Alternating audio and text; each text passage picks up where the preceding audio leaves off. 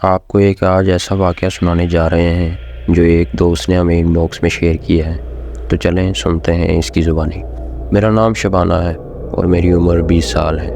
یہ واقعہ اس لیے سنا رہی ہوں تاکہ اس سے ناظرین کا کچھ نہ کچھ سبق حاصل ہو۔ 5 سال پہلے جب میں 15 برس کی نوجوان لڑکی تھی تو انہیں دنوں میرے میٹرک کا امتحان پاس کر کے میں فارغ ہو گئی۔ اوپر سے گرمیوں کی چھٹیاں آ گئیں اور میں نے امی سے کہا کہ میں اپنی خالہ نورین کے پاس کچھ دنوں کے لیے جانا چاہتی ہوں۔ میری ایک ہی خالہ ہے جو کہ بہاولپور کے ایک گاؤں میں رہتی ہیں۔ ان کی شادی چند سال پہلے اسی وقت ہوئی تھی جب میں 6ٹھی جماعت کی طالبہ تھی۔ اب تو خالہ کا 2 سال کا ایک بیٹا بھی تھا۔ خیر کچھ دیر کی ضد کے بعد امی نے مجھے خالہ کے ہاں جانے کی اجازت دے دی اور بھائی مجھے خالہ کے گھر چھوڑ کر واپس چلا گیا۔ میری خالہ مجھے اپنے گھر دیکھ کر بہت خوش ہوئی اور اس نے صاف کہہ دیا کہ اب آئی ہو تو 1 مہینے سے پہلے واپس جانے نہیں دوں گی، بس آرام سے میرے پاس رہو اور میرے بیٹے کو سنبھالا کرو۔ مجھے تو پہلی نظر میں خالہ کا چھوٹا سا گول مٹول سا بیٹا بہت پیارا لگا تھا، لیکن خالو مجھے بہت عجیب سا لگا تھا۔ اس کے چہرے سے ایک عجیب سی خباثت ٹپکتی تھی اور خوف محسوس ہوتا تھا۔ کسی وقت تو میں ان کے چہرے کو دیکھ کر ڈر سی جاتی، نہ جانے خالہ جو کہ خود اتنی حسین تھی اس کے دام میں کیسے پھنس گئی اور اسے شادی کر بیٹھی تھی۔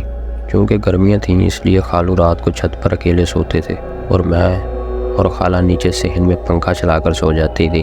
خالہ کا چھوٹا شیطان بھی میرے ساتھ ہی سوتا تھا۔ وہ 2 سال کا تھا لیکن میرے ساتھ کافی مانوس ہو گیا تھا۔ پہلی رات میں نے عجیب واقعہ دیکھا۔ رات کا پتہ نہیں کون سا وقت تھا، میری آنکھ کھل گئی، دیکھا تو خالہ اپنے بستر پر نہیں تھی۔ پہلے تو میں سمجھی کہ شاید خالہ واش روم گئی ہوں، لیکن کافی دیر گزرنے کے بعد وہ واپس نہ آئی تو مجھے ڈر لگنے لگا۔ خالہ کا چھوٹا بیٹا میرے ساتھ لیٹا ہے۔ خیر سو رہا تھا، میں اٹھ کر بیٹھ گئی اور چپل پہن کر پہلے واش روم میں گئی، لیکن خالہ وہاں نہیں تھی۔ پھر میں نے اوپر چھت پر جانے کا سوچا، لیکن اندر سے ڈر بھی لگ رہا تھا کہ کیا معلوم اوپر خالو جاگ رہا ہو اور میرے بارے میں کیا سوچ، کیونکہ میں آپ کو پہلے ہی بتا چکی ہوں مجھے خالو کی شخصیت عجیب اور پراسرار لگ رہی تھی۔ وہ سارا دن مجھے عجیب سی نظروں سے دیکھتا رہتا تھا، لیکن جب میں ان کو دیکھتی تو وہ مسکرانے لگتا تھا۔ خالہ ان کے سامنے کم ہی بات کرتی تھی اور مجھے یوں محسوس ہوتا تھا جیسے خالہ ان سے ڈرتی ہوں۔ لیکن ایک بات یہ بھی تھی کہ خالو نے گھر میں خالہ کو وہ ساری آسائشیں مہیا کر رکھی تھیں جس کی کسی بھی عورت کو خواہش ہو۔ خیر اب میں نے دبے قدموں چھت پہ جانے کا سوچا تاکہ معلوم کر سکوں کہ خالہ وہاں ہے یا نہیں۔ چنانچہ میں دبے قدموں چھت پر چڑھنا شروع ہو گئی۔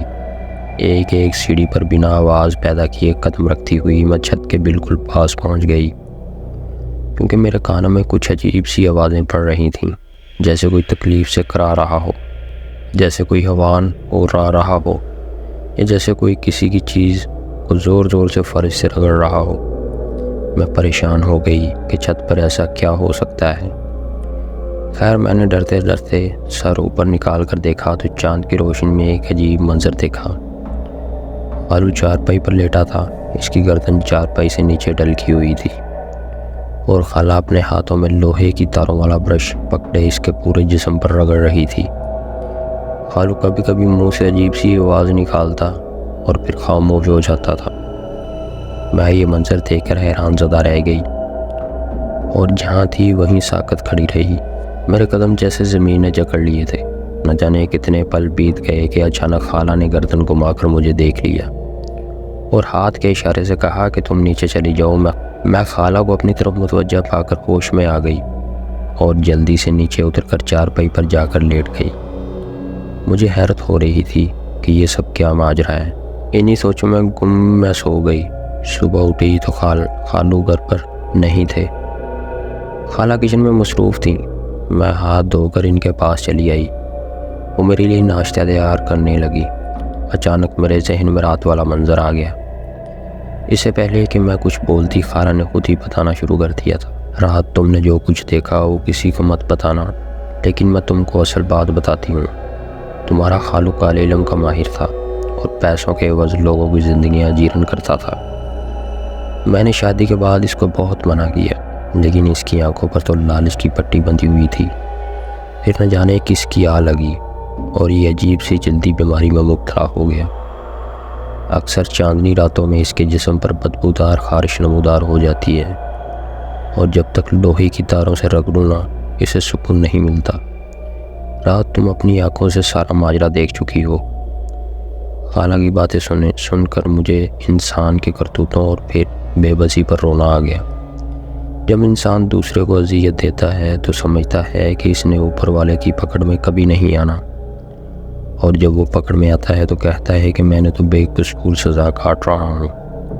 اس دن کے بعد مجھے خالو سے ہمدردی سی ہو گئی، لیکن میں اس سے محتاط بھی ہو گئی، کیا پتہ وہ مجھے بھی کوئی نقصان نہ پہنچا دے۔